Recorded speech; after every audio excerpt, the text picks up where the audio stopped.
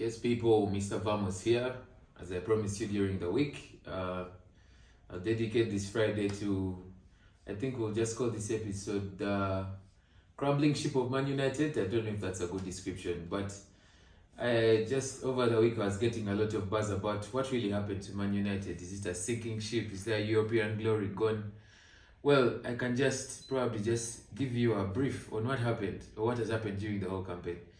For starters, Man United had the top scorer for the Champions League. Rasmus Højlund came back during the week. And, well, stuff has not been connecting for him because I think the players have failed to, get to him and pass the ball to him in those tricky situations where you really need your number 9 to get into the box. The balls are not coming through. But I'll begin straight up with my guy, Andre Onana. Very many of you are critiquing the guy for rather dismal display against Galatasaray. Well, he did this before against Bayern, and you all know, some of you who play football know that when you go a goal down, or maybe when you are playing the best football and then you equalize, then it's bad news. But I'm thinking, this Man United said, I think if a football pitch has 11 players, I think we don't really need to throw shade at one person. Because I was looking into the media tablets the other day, and I was looking into Bruno Fernandes. I think his post-match interview was saying something to do with players ought to care about the team more than they care about themselves. I think those were stray bullets to Scott McTominay, Facundo Pellistri. I think Anthony Martial had a stinker inside there at some point. So this is what I think. I think this Man United team we should first leave the blame game aside. And then I think the coach should really have the balls of steel to get back to the basics. I think the basics are, if somebody is not giving it his all on the football pitch, let him be taken out of the game. Because we've been having a discussion where, for example, Kobe Mino started during the weekend, and then coming into a big Champions League night where we really need a win, Kobe Mino starts on the bench. And Kobe Mino had a pretty nice, I think that was a very impressive debut for very many of you that watched that. So, based on what the coach says, he says, Amrabat said the game because he's a player for the big games. I will not really take away the coach's decision on that, but this is what I think.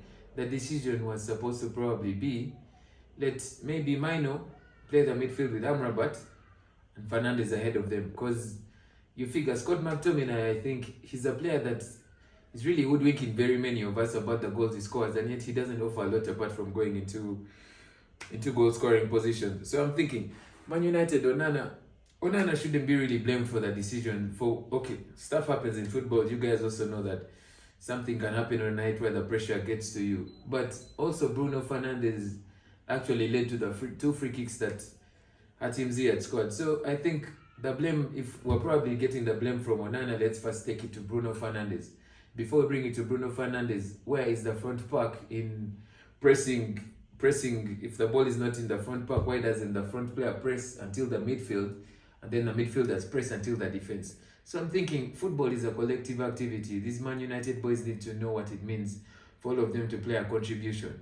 So leaving aside Bruno saying that people need to care about the team, I think he makes a good point there, because some of these players have not been inside the team and they've really not played a lot of football. So they think, well, this is my moment to shine. Pellistri has not had a run, has been going on for very many seasons. Deportivo Alaves, you mentioned it. So I think he probably looked and he's like, this is the glory, I need the glory, let me take this.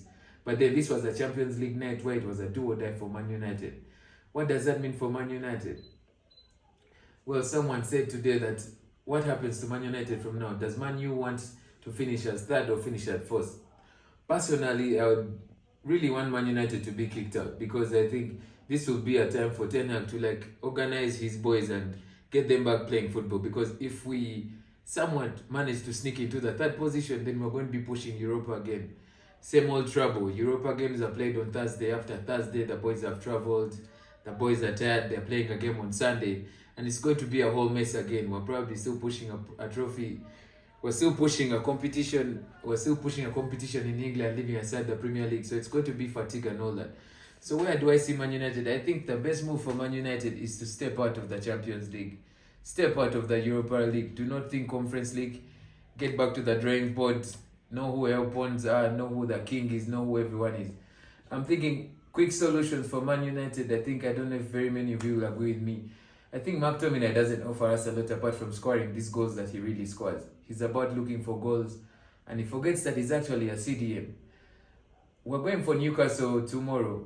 I'm thinking, let the manager take the call. Let him make the big shot. Take McTominay out, play Amrabat, play Maino, put Fernandes in front of them. I can guarantee you we're going to have security. We're going to have security for the for the midfield part. And then I think Anthony had quite a decent outing against Galatasaray. Garnacho, I think he is beginning to peak now. Was coming off the back of serious bicycle kick. I don't even have the words to fathom that. And then he also scored a goal, so that's back to back. So I think this is going to boost his confidence. So let the coach have the balls of steel. Let the coach take out players that don't really need to play. I don't think Dalot also had a few stinkers inside there. He's not releasing the ball early. I think these boys need to get their chemistry back together. Let the boys know that it's about the team. Let the boys look for individual glory after winning games. So I don't think, for the Man U fans outside there, I don't think you should be critiquing Onana, because the man has come clutch for us on several occasions, yeah? So I don't see why maybe a few stinkers here and there making you guys forget what he has done. Aside from that, I think let's just wish you guys the best tomorrow. Don't lose hope. Don't commit suicide like I keep telling you guys. Well, I just felt that I needed to give you guys a ray of hope, because it's really bad for my people to begin having those suicidal thoughts. My people are beginning to send messages to each other. My people are fighting.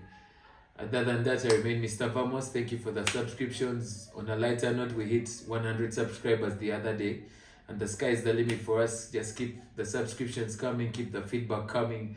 We're definitely going to be bringing you guys good stuff. Stay blessed. Mr. Vamos checking out.